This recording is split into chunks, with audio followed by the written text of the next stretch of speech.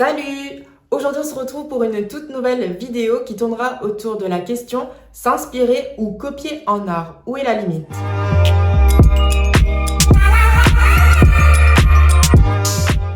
Donc, je te laisse avec la suite de la vidéo pour découvrir la réponse à cette question. Déjà, on va s'intéresser à la copie dans l'art. Fondamentalement, copier, c'est une reproduction fidèle d'une œuvre d'art ou une imitation. Fondamentalement, copier, c'est tromper les autres ou pomper l'idée de A à Z à partir du moment où tu veux faire de l'argent là-dessus. Mais après, il y a aussi copier pour pouvoir s'améliorer dans le dessin, la peinture ou la sculpture en imitant une personne dont tu aimes le travail. Donc là, c'est différent parce que là, c'est copier pour augmenter son niveau dans sa pratique artistique. Donc là, ça va. Tant que tu le présentes pas aux autres dans une exposition ou que tu ne veuilles pas le vendre à une autre personne, ça va, tu peux copier un artiste à partir du moment où il est d'accord que tu copies l'artiste. Donc, il faut demander les droits pour pouvoir copier son œuvre, sauf si c'est pour rester chez toi, pour être exposé dans ton salon, dans ta salle de bain. C'est bizarre dans sa salle de bain. Dans sa chambre, ce genre de choses, là, tu as le droit de copier tant que c'est pour toi, que ça reste personnel. Ensuite, en partant de cette copie qui a été un peu modifiée, on peut se dire que peut-être c'est une réinterprétation de l'œuvre originale qu'a créée Malika Favre. Donc là, ça touche à la copie, mais ce n'est pas la copie parce qu'on réinterprète une œuvre qu'on a vue avec quelqu'un d'autre. C'est une transition pour aller vers la partie s'inspirer. Et là, s'inspirer, en fait, c'est vraiment différent de la copie parce qu'on reprend, par exemple, juste une forme qu'on a trouvée jolie sur un tableau. On reprend ça pour transposer dans un autre tableau qui est à nous. La couleur, elle est différente. La technique utilisée, elle est différente. Et ça fait qu'on s'est inspiré de quelqu'un pour créer ce que nous, on veut faire.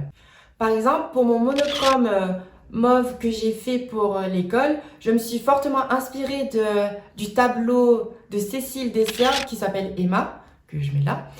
Et en fait, tout ce que j'ai repris, c'est juste la forme de la femme, mais ensuite, tout le reste, j'ai changé quoi. Parce que je voulais pas recopier son travail, vraiment, c'était juste l'inspiration pour la pose. Ensuite, pour tout le reste, non, ça a été complètement différent parce que c'était un travail sur le camailleux et non un travail sur la matière, sur la forme, sur la technique. Parce que la technique utilisée par Cécile Desserles pour Emma, c'est de l'huile sur toile, du graphe et du collage. Alors que moi, mon monochrome, c'est de la peinture toute simple. Et c'était un travail autour de la couleur, donc c'était vraiment différent et c'était vraiment une inspiration. D'ailleurs, le monochrome que j'ai fait, ce n'est pas du tout pour être vendu ou pour une exposition, c'est complètement personnel. D'ailleurs, c'était pour un travail à l'école, donc voilà.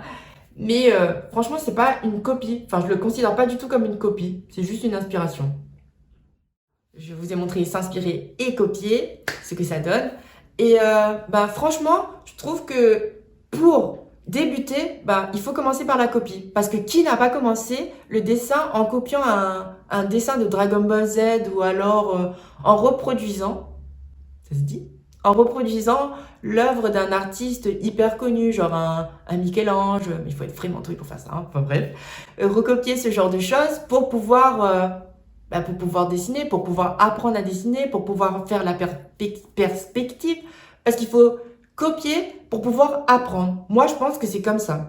Et ce que je veux transmettre à travers cette vidéo-là, c'est plutôt de faire un art décomplexé, de ne pas avoir peur de copier pour pouvoir progresser ou de s'inspirer des autres pour pouvoir toujours progresser et toujours augmenter son niveau en art. Du coup, c'est hyper important de regarder ce que font les autres. Voilà, pour pouvoir progresser dans ses techniques, dans son approche vis-à-vis de l'art. C'est hyper important de regarder ce que les autres font. Ensuite, copier, c'est bien et c'est mal. Il y a ses avantages et ses inconvénients comme toutes les choses, quoi. Mais il faut vraiment pas voir que ses inconvénients ou voir quelque chose de mal dans la copie. Parce que franchement, faut copier pour progresser. Ça se valide en regardant les œuvres que nous avons eues au cours de l'histoire. Les personnes qui ont peint des tableaux hyper connus, ils ont copié quelqu'un d'autre pour pouvoir ensuite progresser dans leur pratique, tu vois. Donc c'est totalement normal de copier. Mais tant que c'est pas pour vendre, bah ça va. Ensuite, bah, il y a la réinterprétation. On peut reprendre le tableau de quelqu'un d'autre pour réinterpréter à sa manière. Ça existera toujours, comme la Joconde par exemple. Le nombre de fois on a repris la Joconde, on a rajouté une moustache, on a mis un téléphone à la main. Il y a eu tellement de réinterprétation de la Joconde que ben, c'est totalement normal de s'approprier quelque chose pour pouvoir évoluer dans sa technique, dans sa pratique. Ensuite, bah, l'inspiration, bah, c'est bénéfique de s'inspirer des autres. Parce que tu peux pas te mettre des œillères et créer ton truc. Parce que tu progresseras pas en restant dans ta petite bulle. Il faut éclater la bulle et regarder ce que font les autres. Voilà, bah, c'est ça que je veux dire dans ma vidéo. Bah, je l'ai dit, donc voilà.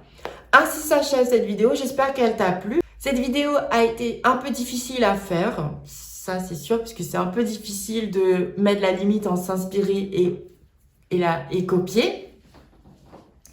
Mais voilà, et je trouvais que c'était important de faire une vidéo de ce genre-là pour vraiment décomplexer parce que bah, on peut copier tant que c'est pour progresser et que ce n'est pas pour vendre.